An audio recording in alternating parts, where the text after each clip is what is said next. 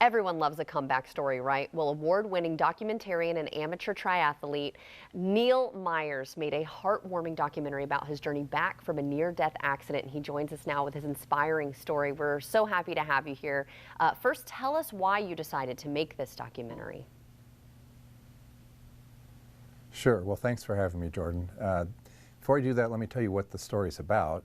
So I'm an amateur triathlete, and I was training in Santa Barbara on a steep mountain road. It's Gibraltar Road. I finished training. I was late for dinner, so I was just barreling down the mountain, came around a curve. There was a truck coming right back at me, had no chance to react, so I hit it head on, went through the windshield, broke 16 bones in 26 places, collapsed both lungs, bruised my heart, had a concussion and a brain bleed. And then from there, I was in the hospital for about a month.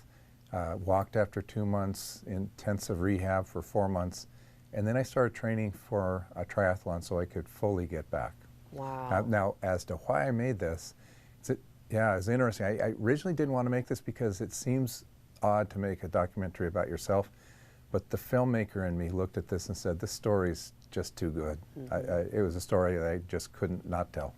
Well, I'm so glad that you were able to come out of that, and I mean, you look like you're doing great. But first, what was the hardest part of your journey, though, back to health?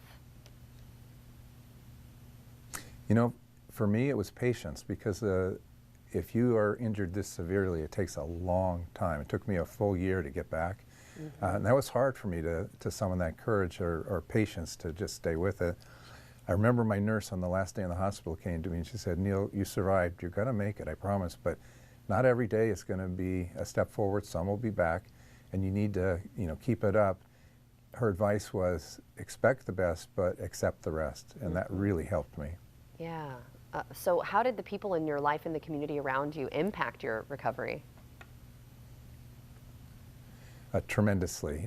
First of all, my family, my wife was there at the hospital almost before I got there, and she's been by my side the entire time. We were closer, we were very close. We're closer now than we ever were.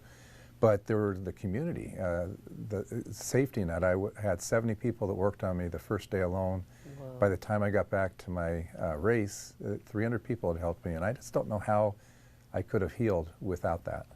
Okay, so I was mentioning moments ago that you look great. So how are you feeling today, and are there any races on the horizon for you? So I actually am 100% healed. I feel amazing, and that in itself is just a miracle. In terms of racing, I don't race anymore. And the reason is I don't want to get hurt again, so I don't ride fast. And if you're not going to ride fast, don't bother racing. But I still train. In fact, I've been up Gibraltar Road more since the accident than I had before. Oh, interesting. Okay, well, I'm sure our viewers, and I definitely want to watch it as well. So where can we watch Climb, and what do you hope viewers take away from it? Sure. So our website is the easiest thing. Just go to climbdoc.org. That's climbdoc.org. And everything you need is there. You can watch the trailer, you can see reviews, you can watch it, rent it, buy it, whatever you need. And in terms of what I hope people get out of it, I want them to be entertained. I'm a filmmaker. But what I've heard from audiences is that they're inspired. I think we're all on journeys, and sometimes that next step is hard. I think seeing a journey where someone was knocked down so hard and took so long to get back and was so completely healed is inspirational, I think. Definitely inspirational, and a story of resilience and not giving up. And I'm so glad that you're doing well. So thank you so much for joining us and telling us all about it today. And if you'd like to see this segment again, just head to our website, firstcoastliving.net.